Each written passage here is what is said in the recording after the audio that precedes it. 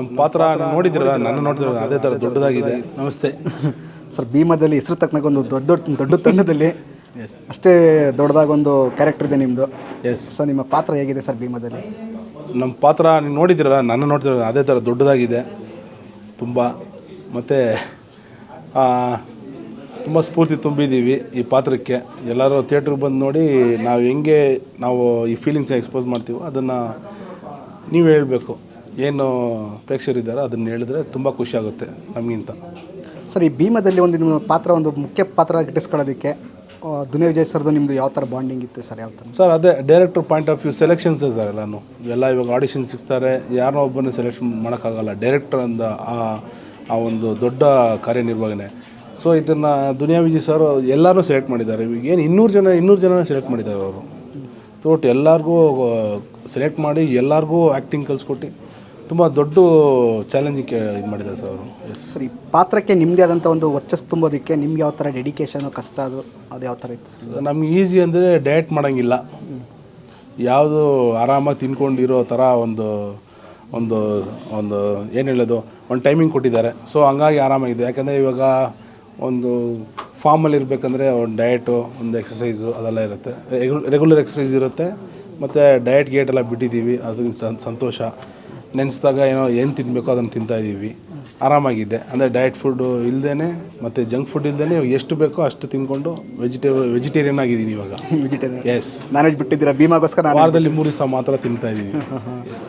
Sir, ಈಗ ಭೀಮಾ ಅಂತದಲ್ಲಿ ನಿಮ್ಮ ಮುಖ್ಯ ಪಾತ್ರದಲ್ಲಿ ಎಸ್ ದುನಿಯಾ ವಿಜಯ್ ಜೊತೆ ನಿಮಗೆ ಒಂದು ಒಬ್ಬ ಸ್ಟಾರ್ ನಟ, ಒಂದು ಡೈರೆಕ್ಷನ್, ಒಬ್ಬ ಆ್ಯಕ್ಟಿಂಗ್ ಮಾಡೋದಕ್ಕೆ ನಿಮ್ಗೆ ಯಾವ ಥರ ಏನಿರುತ್ತೆ ಸರ್ ಅದ್ರ ಬಗ್ಗೆ? ಸರ್ ಏನಿಲ್ಲ, ಆ್ಯಕ್ಚುಲಿ ನನಗೆ ಬಿಗಿನಿಂಗಲ್ಲಿ ಏನು ಅವರು ಈ ಕ್ಯಾರೆಕ್ಟರ್ ಕೊಡ್ತೀನಿ ಅಂತ ಡಿಸೈಡ್ ಮಾಡ್ತಾರೆ, ಅಲ್ಲಿಂದ ನನಗೆ ತಯಾರಿ ಶುರು ಆಗುತ್ತೆ. ಅಲ್ಲಿಂದ ತಯಾರಿ ಶುರುವಾಗಿ ನನಗೆ ಆಲ್ಮೋಸ್ಟ್ ಒಂದು 2 to 3 months ನನಗೆ ಅಲ್ಲಿಂದ ಫಸ್ಟು ನನಗೆ ಫುಲ್ಲು ಹೇಳ್ಕೊಡ್ತಾರೆ ಯಾವ ಥರ ಆ್ಯಕ್ಟ್ ಮಾಡಬೇಕು, ಯಾವ ಥರ ಅಂತ ಹೇಳ್ಬಿಟ್ಟು ಅಲ್ಲಿಂದ ತಯಾರಿ ಶುರು ಆಗುತ್ತೆ. ಮನೆಯಿಂದ ಶುರುವಾಗಿ ನನಗೆ ಇಲ್ಲಿ ದೊಡ್ಡ ಕ್ಯಾಮ್ರಾ ತನಕನೂ ನನಗೆ ತೊಗೊಂಬಂದು ನಿಲ್ಲಿಸಿದ್ದಾರೆ. ಸೊ ನನಗೆ ಅಷ್ಟೇನು ಟಫ್ ಅನಿಸಿಲ್ಲ ನನಗೆ. ಒಂದು ಭೀಮಾ ದೊಡ್ಡ ತಂಡ ಸರ್. ಎಸ್. ಈಗ ಕಡಿಮೆ ಅಂದರೂ 200-250 ಜನ ಅಂತ ಇರುವಂಥ ಪಾತ್ರ ಮಾಡಿರುವಂಥ ದೊಡ್ಡ ತಂಡದಲ್ಲಿ ಸರ್ ನಿಮ್ಮದೊಂದು ದೊಡ್ಡದೊಂದು ಪಾತ್ರ ಇದೆ. ಆ ತಂಡಕ್ಕೂ ಸರ್ ಒಂದು ಆ್ಯಕ್ಟ್ ಮಾಡಬೇಕು ದುನಿಯಾ ಸರ್. ನಿಮ್ಮ ಮಿಡಲಲ್ಲಿ ಸರ್ ಇಬ್ಬರದ್ದು ಯಾವ ಥರ ಬ್ಯಾಲೆನ್ಸ್ ಮಾಡಿದ್ರು? ನನಗೆ ಆ್ಯಕ್ಚುಲಿ ನನ್ನ ಮೂವಿಯಲ್ಲಿ ಆ್ಯಕ್ಟ್ ಮಾಡಿರೋ ಎಲ್ಲ ಸೀನಿಯರ್ ಆ್ಯಕ್ಟರ್ಸ್ಗೂ ತುಂಬ ದೊಡ್ಡ ಥ್ಯಾಂಕ್ಸ್ ಹೇಳ್ತಾ ಇದ್ದೀನಿ. ಯಾಕಂದರೆ ಯಾವುದೇ ಒಬ್ಬರು ಗೊತ್ತಿಲ್ಲದಿರೋರು ಬಂದಾಗ ಅವ್ರನ್ನ ಪ್ರೋತ್ಸಾಹಿಸೋ ಒಂದು ಮನೋಭಾವನೆ ಇದೆ ಅಲ್ವಾ, ಅದು ಯಾರಿಗೂ ಬರೋಲ್ಲ. ಸೊ ನಾನು ಏನು ಭೀಮಾ ಮೂವಿಯಲ್ಲಿ ಆ್ಯಕ್ಟ್ ಮಾಡಿದ್ದಾರೆ, ಅಚ್ಯುತ್ ಸಾರಿಂದ ಹಿಡಿದು ಅವ್ರು ಗೋಪಾಲ್ ದೇಶಪಾಂಡೆ ಸಾರು, ಮತ್ತು ಕಲ್ಯಾಣಿ ಮೇಡಮ್ಮು, ಮತ್ತು ನಮ್ಮ ಬ್ರದರ್ ಕಾಕ್ರೋಚ್ ಸುದಿ ಅವ್ರು ಯಾವಾಗ ಜೊತೆಗಿರೋರು ತುಂಬ ನನಗೆ ಗೈಡ್ ಮಾಡಿದ್ದಾರೆ ಅವ್ರನ್ನು. ಮತ್ತು ಅಗೇನ್ ಇಷ್ಟಕ್ಕೆಲ್ಲ ನನಗೆ ಈ ಕಂಫರ್ಟಬಲ್ನೆಸ್ಸು ಎಲ್ಲಿಂದ ಬಂತು ಅಂದರೆ ಮಹೇಶ್ ಅಂತ ಹೇಳ್ಬಿಟ್ಟು ನಮ್ಮ ಅಸಿಸ್ಟೆಂಟ್ ಡೈರೆಕ್ಟ್ರು ಸಾರ್ ಅವ್ರನ್ನ ಅಲ್ಲಿಂದ ನನಗೆ ಶುರು ಮಾಡಿಕೊಟ್ರು. ಸರ್ ಹೆಂಗಿರಬೇಕು, ಯಾವ ಥರ ಮಾತಾಡಬೇಕು, ಈ ಥರ ಇದೆ, ಈ ಕ್ಯಾಮ್ರಾ ಫೇವರಿಂಗ್ ತೊಗೋಬೇಕು, ಇದನ್ನೆಲ್ಲ ಫುಲ್ ಅಲ್ಲಿ ಮಾಡಿಕೊಟ್ರು ಮಹೇಶ್ ಸರ್ ಒಂದು ಕಡೆ.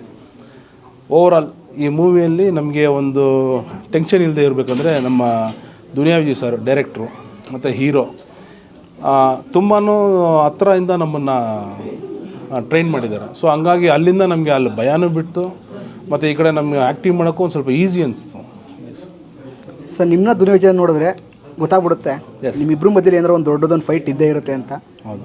ಅವ್ರ ಜೊತೆ ಫೈಟ್ ಮಾಡಬೇಕಾದ್ರೆ ನಿಮ್ಗೆ ಏನಾದರೂ ಯಾವ ಥರ ಒಂದು ಚಾಲೆಂಜಸ್ ಆಗಿರ್ಬೋದು, ಅವ್ರ ಜೊತೆ ಒಂಥರ ಗಾಬರಿ ಪಡೋವಂಥದ್ರ ಸನ್ನಿವೇಶಗಳು ಏನಾರು ಇತ್ತಾ? ನಿಮ್ಗೆ ಯಾವ ಥರ ಅವ್ರು ಗೈಡ್ ಮಾಡಿದ್ರು? ಖಂಡಿತ. ಯಾಕಂದರೆ ನಾನು ಆ್ಯಕ್ಚುಲಿ ಫಸ್ಟ್ ಹೇಳ್ಬೇಕಂದ್ರೆ ನಾನು ಅವ್ರ ಫ್ಯಾನ್, ದೊಡ್ಡ ಫ್ಯಾನ್ ನಾನು. ಸೊ ಮುಂದೆ ನಿಂತ್ಕೊಳೋಕ್ಕೆ ನಮ್ಗೆ ಒಂಥರ ಅಂದರೆ ಯಾವ ಥರ ಬೇಕಾದ್ರೆ ನಿಂತ್ಕೋಬೋದು. ಅವ್ರಿಗೆ ಆಪೋಸಿಟಾಗಿ ನಿಂತ್ಕೊಳೋದು ಅನ್ನೋದು ನಮಗೆ ಆಗಬಾರ್ದೇ ಇರೋ ಕೆಲಸ. ಅದನ್ನು ತುಂಬ ಬ್ಯೂಟಿಫುಲ್ಲಾಗಿ ಮಾಡಿಸಿದ್ದಾರೆ ನನ್ನ ಕೈಯಲ್ಲಿ. ಅಗೇನ್ ಇವಾಗ ಏನು ಕ್ವಶನ್ ಕೇಳಿದ್ದೀರ, ಆ ಕ್ವಶನ್ಗೆ ಬಂದ್ಬಿಟ್ಟು ಆಫ್ಟರ್ ರಿಲೀಸು ನಾನು ತುಂಬ ಮಾತಾಡಬೇಕು. ಆಫ್ಟರ್ ರಿಲೀಸ್ ಮಾತಾಡಿದ್ರೆ ತುಂಬಾ ವಿಷಯಗಳಿದೆ, ಅದನ್ನು ನಾನು ಎಲ್ಲರ ಕಡೆ ಶೇರ್ ಮಾಡ್ಕೊಬೇಕಂತ ತುಂಬ ಆಸೆ ಪಡ್ತಾ ಇದ್ದೀನಿ ಸರ್. ಎಸ್ ಸರ್, ಕೊನೆಯದಾಗಿ ಸರ್, ಈ ಭೀಮಾ ಆಗಸ್ಟ್ 9 ರಿಲೀಸ್ ಆಗ್ತಿದೆ. ಪ್ರೇಕ್ಷಕರಿಗೆ ಸರ್ ಇದ್ರ ಮುಖಾಂತರ ನೀವೇನು ಇದು ಮಾಡ್ಬೋದು?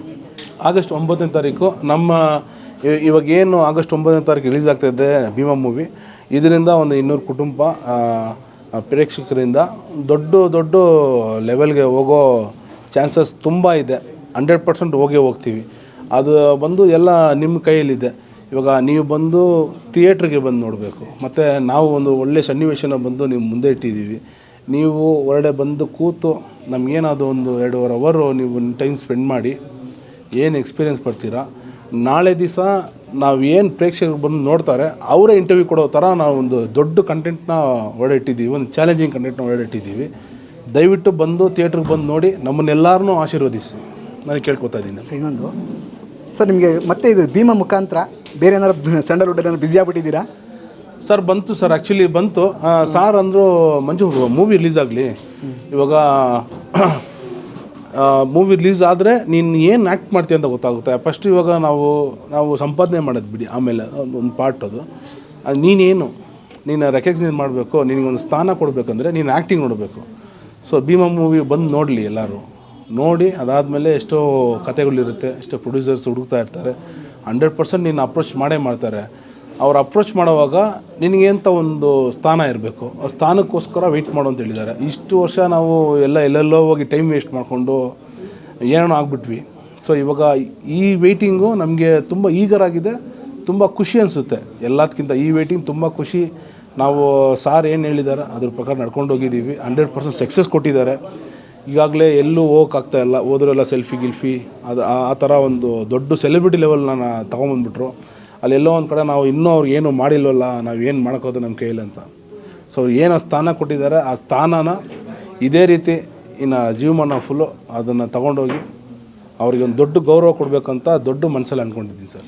ಸರ್ ಭೀಮದಲ್ಲಿ ಒಂದು ಯಾರಪ್ಪ ಈ ಥರ ಇದ್ದಾರೆ ಭೀಮಾ ತಕ್ಕನಾಗಿ ಅಂತ ಇದ್ರು, ಈ ಬೂಮ್ ಬೆಂಗಳೂರಲ್ಲಿ ಒಂದು ವೈರಲ್ ಆಗ್ಬಿಟ್ಟಿದೆ ನಿಮ್ಮದು. ಎಸ್, ಆ ವೈರಲ್ಗೂ ನೀವು ಇರೋದಕ್ಕೂ ಸರ್ ಯಾವ ಥರ ಸರ್, ಅದ್ರ ಯಾರು ರಿವೀಲ್ ಸರ್? ಅದೇ ಆ್ಯಕ್ಚುಲಿ ಅದನ್ನೆಲ್ಲ ನಾನು ಏನು ರಿವೀಲ್ ಮಾಡೋಣ ಸರ್, ಯಾಕಂದರೆ ತುಂಬಾ ಇವಾಗ ನೀವು ಕೇಳ್ತಾ ಇದ್ದಂಗೆ ನಾನು ಹೇಳ್ಬೇಕು ಅಂತ ಒಂದು ಜೋಶ್ ಇದೆ.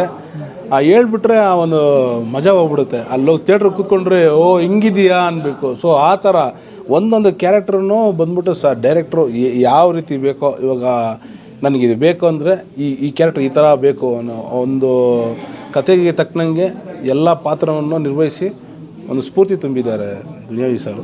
ಸೊ ಆಫ್ಟರ್ ರಿಲೀಸ್ ತುಂಬ ಮಾತಾಡ್ತೀನಿ ಸರ್, ಅದ್ರ ಬಗ್ಗೆ ತುಂಬ ಇದೆ. ಆಫ್ಟರ್ ರಿಲೀಸ್ ನಾನು ಮಾತಾಡೋಕ್ಕೆ ತುಂಬ ಇದೆ. Thank you sir. Thank you sir, thank you so much sir. ಹೆಚ್ಚಿನ ವಿಡಿಯೋಗಳಿಗೆ ಪ್ರತಿಧ್ವನಿ ಯೂಟ್ಯೂಬ್ ಚಾನೆಲ್ ಸಬ್ಸ್ಕ್ರೈಬ್ ಮಾಡಿ, ಬೆಲ್ ಐಕಾನ್ ಕ್ಲಿಕ್ ಮಾಡಿ.